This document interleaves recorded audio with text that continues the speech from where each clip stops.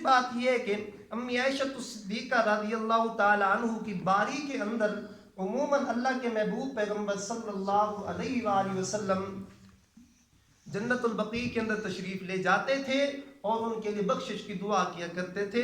یہ کوئی 15ویں شعبان یا شعبان کی کوئی خصوصیت نہیں ہے. خصوصیت تو تب ہوتی کہ صرف اللہ کے محبوب پیغمبر 15ویں شعبان کو جاتے جنت البقیع کے اندر, اس کے علاوہ کبھی نہ جاتے, اور ان کی بخشش کا تعلق بھی صرف 15ویں شعبان کے متعلق ہوتا, اس کے بعد نہ ہوتا. لیکن اس طرح نہیں ہے. یہ مسلم شریف کی روایت ہے, اس کے اندر واضح ہے کہ اللہ کے محبوب پیغمبر 15ویں شعبان کے علاوہ امی عائشہ صدیقہ کی باری کے اندر ہر رات جو امی عائشہ صدیقہ کی باری ہوتی تھی اللہ کے محبوب پیغمبر جنت البقیع کے اندر جایا کرتے تھے. یہ روایت ہے صفحہ نمبر 313 بخاری مسلم شریف جلد اول. اس کے اندر روایت ہے امی عائشہ صدیقہ فرماتی ہیں ان عائشہ عطا بن یسار تابعی ہیں, یہ فرماتے ہیں ان عائشہ سے انا قالت, وہ فرماتی ہیں امی عائشہ فرماتی ہیں کان رسول اللہ صلی اللہ علیہ وسلم, آپ علیہ الصلوۃ والسلام کلما کان لیلتها, میری جب بھی رات کی باری ہوتی تھی اس وقت آپ علیہ الصلوۃ والسلام یخرج من آخر اللیل الی البقیع, وہ آپ علیہ السلام نکلتے تھے بقیع کی طرف رات کے آخری حصے کے اندر, فیقول, وہاں پر جا کر کے آپ علیہ الصلوۃ والسلام یہ فرماتے تھے السلام علیکم دار قوم مؤمنین وآتاکم ما توعدون غدا مؤجلون, کہ تمہارے اوپر سلامتی نازل ہو رب کی طرف سے اے مومنو, اور جو تم سے وعدہ کیا گیا ہے وہ ان قریب تمہیں مل جائے گا. اس روایت سے یہ معلوم ہو گیا کہ اللہ کے محبوب پیغمبر امی عائشہ صدیقہ کی باری کے اندر جنت البقیع کے اندر جاتے تھے. اس میں شعبان کی نصف کی شعبان کی کوئی تخصیص نہیں ہے. دوسری روایت امی عائشہ صدیقہ سے اسی صفحے کے اوپر صفحہ نمبر 313 کے اوپر امی عائشہ صدیقہ فرماتی ہیں کہ یہ وہی روایت جو ابن ماجہ کے اندر ہے, وہ وہاں پر تھوڑی ہے, یہاں پر پوری روایت ہے. یہاں پر شعبان کا کوئی تذکرہ نہیں, آپ پوری روایت سنیں. امی عائشہ فرماتی ہیں کہ الا احدثکم انی وعن رسول اللہ صلی اللہ علیہ وسلم قلنا بلا. امی عائشہ نے اپنے شاگردوں کو بتلایا کہ میں آپ کو اپنا اور اللہ کے محبوب پیغمبر کے ایک واقعہ نہ سناؤں. شاگردوں نے فرمایا امی عائشہ صدیقہ کو کیوں نہ سنائیے. قالت, امی عائشہ صدیقہ نے فرمایا لما کانت لیلۃ التی کان نبی صلی اللہ علیہ وسلم فیہا عندی, جب اللہ کے محبوب پیغمبر میری رات کے اندر میرے پاس آتے تو اس وقت اللہ کے محبوب پیغمبر اکثر جنت البقیع کے اندر جایا کرتے تھے. میں مختصر کر رہا ہوں. فرماتی ایک بار بھی اس طرح ہوا اللہ کے محبوب پیغمبر میری رات تھی, میری باری تھی, میرے پاس ہے اللہ کے محبوب پیغمبر نے فوضع رداءہ, اپنی چادر اتاری, وخلع نعلیہ, اپنے جوتے اتارے, فوضعہما, ان اپنے جوتوں کو رکھ دیا, عند رجلیہ, اپنے پاؤں کے پاس, اور بسط طرف ازارہ, اپنی تہ بند جو ازار ہوتی ہے چادر ہوتی ہے اس کو اللہ کے محبوب پیغمبر نے بچھا دیا علی فراشی, اپنے بستر کے اوپر. فاستجا, اللہ کے محبوب پیغمبر لیٹ گئے. فلم یلبس علی ریس ما ظنن قد رقدت, اللہ کے محبوب پیغمبر تھوڑی دیر لیٹے, اللہ کے محبوب پیغمبر نے یہ گمان کیا کہ میں سو گئی ہوں, تو اس وقت فاخذ رداءہ رویدا, اب الفاظ کے اوپر توجہ کرنا, یہاں پر ایک اور مسئلہ بھی آپ کو سمجھا دوں گا. فاخذ رداءہ, اللہ کے محبوب پیغمبر نے سمجھا کہ میں سو گئی ہوں, اللہ کے محبوب پیغمبر نے اپنی چادر مبارک کھینچی, رویدا, آہستہ آہستہ, رویدا, آہستہ آہستہ, وانتعل رویدا, جوتے پہنے آہستہ آہستہ, مطلب شور نہیں کیا. وفتح الباب رویدا, دروازہ کھولا آہستہ نرمی سے.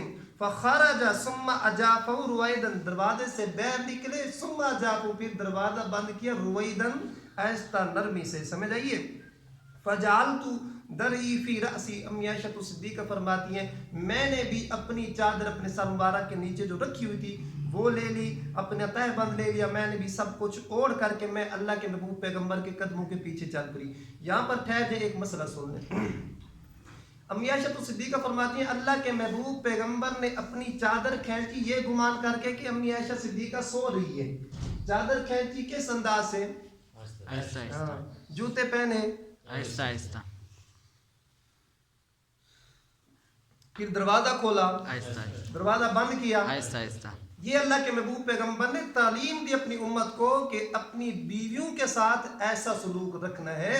اپنی بیویوں کے ساتھ ایسا۔ ایسا یہاں سے اللہ کے محبوب پیغمبر اٹھ رہے ہیں لیکن یہ سمجھ کر کے کہ اس کی نیند نہ خراب ہو جائے، عائشہ کی نیند نہ خراب ہو جائے. کتنی پیارے انداز سے اللہ کے محبوب پیغمبر نے یہاں پر اپنے امت کو تعلیم دی اس بات کی. آگے امی عائشہ صدیقہ فرماتی ہیں میں بھی اپنے سارے کپڑے لے کر کے باندھ جن کے میں اللہ کے محبوب پیغمبر کے قدموں کے پیچھے چل پڑی کہ میں دیکھوں صحیح اللہ کے محبوب پیغمبر جا کہاں رہے ہیں. فرماتی ہیں کہ میں چلی حتی جال بقی، یہاں تک کہ جنت البقی آ گیا. فقام، اللہ کے محبوب پیغمبر وہاں پر ٹھہر گئے. فاطال القیام، بڑا لمبا قیام کیا، مطلب لمبی دیر ٹھہرے رہے.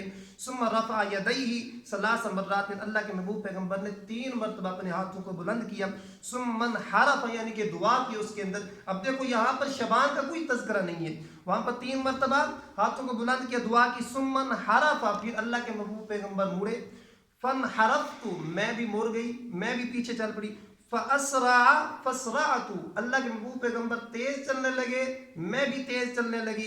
فہرول فہرولت، اللہ کے محبوب پیغمبر آہستہ ہو گئے، میں بھی آہستہ ہو گئی. فاحذرت فسبقیتہ، اللہ کے محبوب پیغمبر بھی پہنچ گئے، میں بھی پہنچ گئی، لیکن میں جلدی پہنچ گئی. فدخلت، میں جلدی پہنچ گئی. فلیس علی ان استجعت، میں آ کر کے ویسے سو گئی جیسے سوئی ہوئی تھی. فدخل فقال مالک یا عائشہ، اللہ کے محبوب پیغمبر داخل ہوئے. اللہ کے محبوب پیغمبر نے فرمایا مالک یا عائشہ، یہ پیار سے عائشہ کو عائشہ بلاتے تھے، یہ عائشہ لفظ بھی یہاں پر موجود ہے. فرمایا کہ تجھے کیا ہو گیا اے عائشہ، یا عائشہ تجھے کیا ہو گیا، کیوں ہاں پر رہی ہے، کیوں کہاں پر رہی ہے، تجھے کیا ہو گیا ہے. امی عائشہ فرماتی ہیں کہ لا شیء، کچھ ہی کو نہیں ہوا، میں نے تو کچھ نہیں ہوا. اللہ کے محبوب پیغمبر نے فرمایا قال لتخبرینی او لیخبرینی اللطیف الخبیر، تو مجھے بتلاتی ہے، مجھے وہ بتائے جو اللطیف الخبیر ہے. تو مجھے بتلاتی ہے کہ تیرے ساتھ کیا ہوا، یا مجھے وہ بتائے جو اللطیف الخبیر ہے. یہاں پر دوسرا نقطہ بھی آ گیا کہ اللہ کے محبوب پیغمبر کو پتہ نہیں ہے کہ عائشہ کیوں وہاں پر، یہ پوچھ رہے ہیں حضرت عائشہ صدیقہ سے کہ تو کیوں وہاں پر رہی ہے. پھر ساتھ ساتھ یہ بھی بتلایا کہ تو مجھے بتلاتی ہے کہ مجھے جو لطیف خبیر ہے، بڑا بریک بین اور باخبر ہے، وہ مجھے بتلائے. اس سے معلوم ہوتا ہے کہ عالم الغیب ذات صرف کون ہے؟ اللہ کی ذات ہے. یہ سبق میں کس نے دیا؟ اللہ کے محبوب پیغمبر نے دیا. سمجھ آئیے.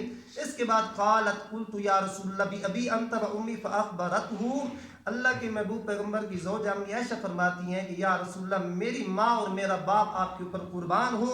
پھر امی عائشہ صدیقہ نے ساری بات سنا دی کہ آپ اس طرح اٹھ کر کے گئے، میں آپ کے پیچھے آئی، پھر آپ وہاں سے مڑنے لگے، میں بھی جلدی جلدی موڑی، میں آپ سے پہلے آ کر کے یہاں پر لیٹ گئی. اس کے بعد کالا فانت، اگلے الفاظ سنیں. یہاں پر دیکھو شبان کا کوئی تذکرہ نہیں ہو رہا، اصل بات میں یہ کر رہا ہوں. آگے ایک اور مسئلہ ہے، وہ بھی بات سن لیں. آگے اللہ کے محبوب پیغمبر فرماتے قالا، فرماتے فانت السواد الذی رأیت امامی قلت نعم. اللہ کے محبوب پیغمبر فرماتے اچھا میں جس ٹائم آ رہا تھا، جس وقت پیچھے مڑ رہا تھا، مجھے یہ معلوم ہو رہا تھا کہ میرے آگے کوئی سیاہ چیز جا رہی ہے، میرے آگے کوئی سیاہ چیز جا رہی ہے. فانت السواد الذی، بس وہ سیاہ چیز رأیت امامی، جس کو میں اپنے آگے دیکھ رہا تھا، وہ تو تھی عائشہ. آگے فرمایا امی عائشہ نے قلت نعم، وہ کون تھی؟ میں تھی. اللہ کے محبوب پیغمبر کو محسوس نہ ہو پایا کہ آگے جو سیاہ چیز جا رہی ہے یہ کون جا رہی ہے، اس لیے عالم الغیب کون ہے؟ اللہ رب العزت کی ذات ہے. یہ سبق ہمیں کس نے دیا؟ اللہ کے محبوب پیغمبر صلی اللہ علیہ وآلہ وسلم نے. اس کے بعد امی عائشہ صدیقہ فرماتی ہیں فَلَحَدَنِي فِي صَدْرِي لَحْدَةً، اللہ کے محبوب پیغمبر نے میرے سینے کے اوپر تھپکی دی اپنے ہاتھ کے ذریعے. تھپکی دی مطلب گھبرا نہیں، ڈر نہیں، ہانپ نہیں، تھپکی دی یوں طریقے سے. مطلب یہ ہے کہنے کا کہ یہ ساری روایت وہی روایت ہے جو ابن ماجہ کے اندر موجود ہے. یہاں پر شبان کا کوئی تذکرہ نہیں ہے، اس لیے شبان کی جو فضیلت بیان کی جاتی ہے وہ روایتیں دونوں ضعیف ہیں. تیسرے نمبر پر ان روایتوں کی خصوصیت باقی نہیں رہتی جو حضرت علی رضی اللہ تعالیٰ عنہ سے کہ اللہ رب العزت دنیا کے آسمان کے اوپر آتی ہیں، اس کی خاصیت بھی ٹوٹ جاتی ہے. بخاری شریف کے اندر روایت ہے، میں بخاری اب لے کر کے نہیں آیا ورنہ دکھلاتا. بخاری شریف کے اندر حضرت ابو ہریرہ رضی اللہ تعالیٰ عنہ سے روایت ہے، وہ فرماتے ہیں کہ ینزل ربنا تعالی اللہ رب العزت ہر رات کو دنیا کے آسمان کے اوپر آ کر کے آواز دیتے ہیں، ہے کہ مجھ سے بخشش مانگنے والا، ہے کہ مجھ سے رزق مانگنے والا.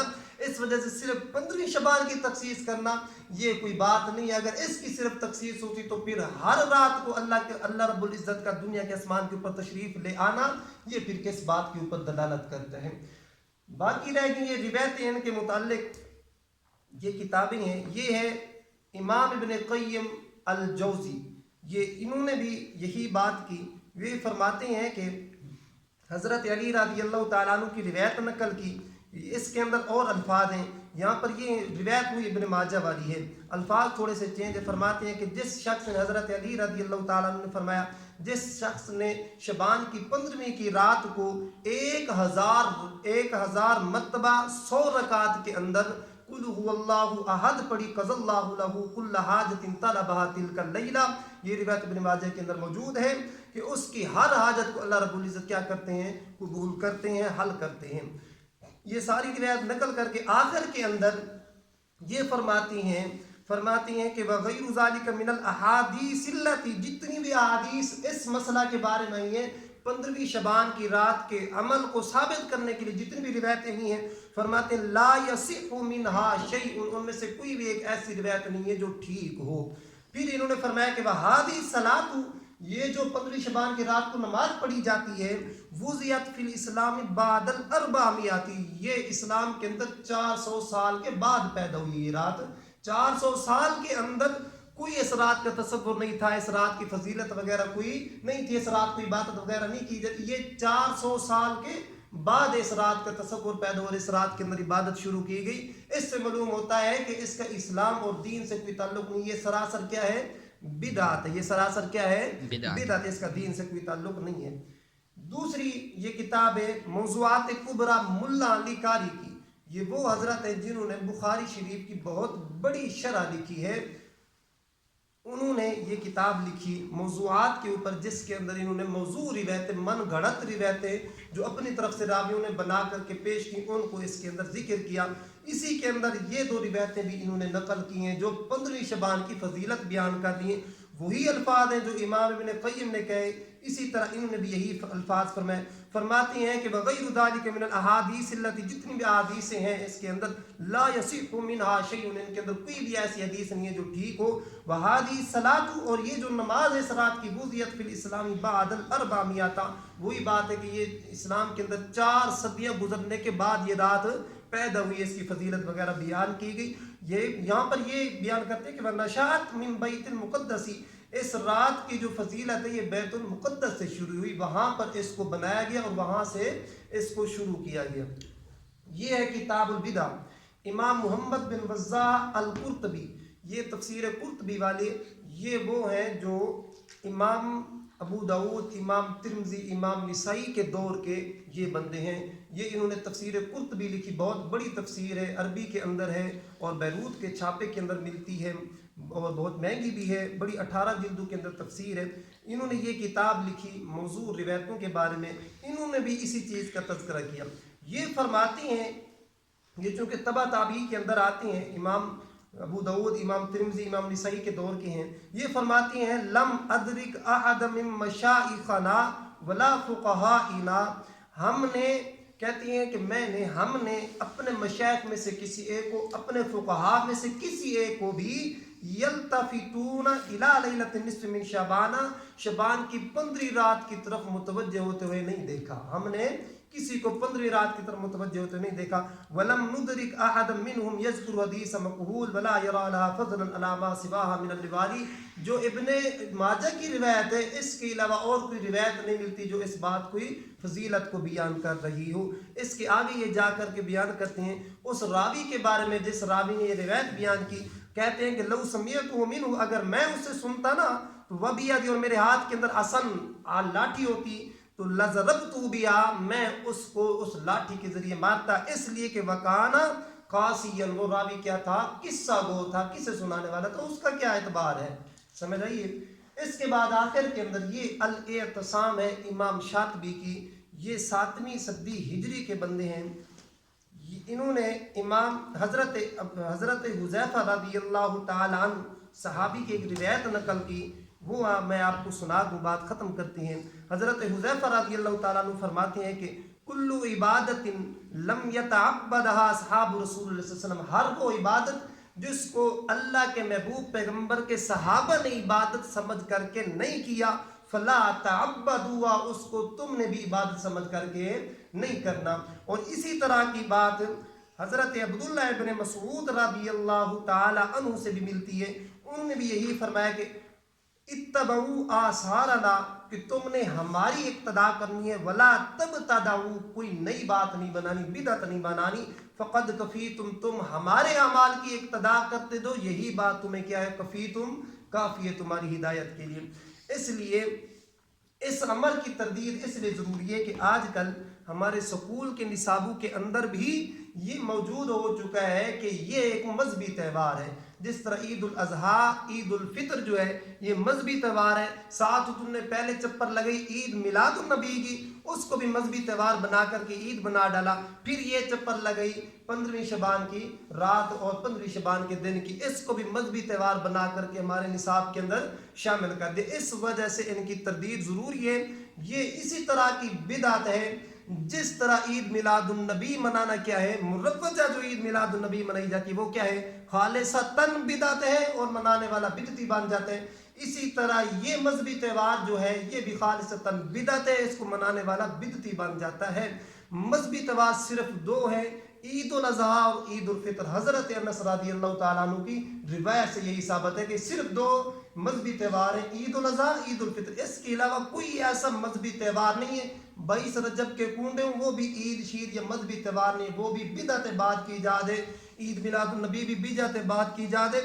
یہ جو ہے 15ویں شعبان والا معاملہ یہ بھی بدعت بات کی ایجاد ہے۔ اور بدعتیوں کے متعلق ابن ماجہ کے اندر روایت ہے، اللہ کے محبوب پیغمبر نے فرمایا کہ جو بدعتی بندہ ہے، لا یقبل اللہ بصاحب بدعۃ صلاۃ ولا زکاۃ ولا حجا ولا فرضا ولا عدلا، جو بندہ بدعتی ہے اس کی نماز بھی قبول نہیں، اس کا حج زکوٰۃ بھی قبول نہیں، اس کا کوئی بھی کام نیکی والا جو ہے فرضا ولا عدلا قابل قبول نہیں ہے۔ جس طرح مشرک کا کوئی کام نیکی والا قابل قبول نہیں ہے، اس طرح بدعتی کا بھی نیکی والا کوئی کام قابل قبول نہیں ہے۔ اس لیے جس طرح مشرک کے پیچھے نماز نہیں ہوتی اس لیے کہ اس کی اپنی نہیں ہوتی، اسی طرح بدعتی کے پیچھے بھی نماز نہیں ہوتی اس لیے کہ اس کی جب اپنی نہیں ہو رہی تو ہماری کیسے ہوگی۔ وآخر دعوانا ان الحمد للہ رب العالمین۔ اللہ پاک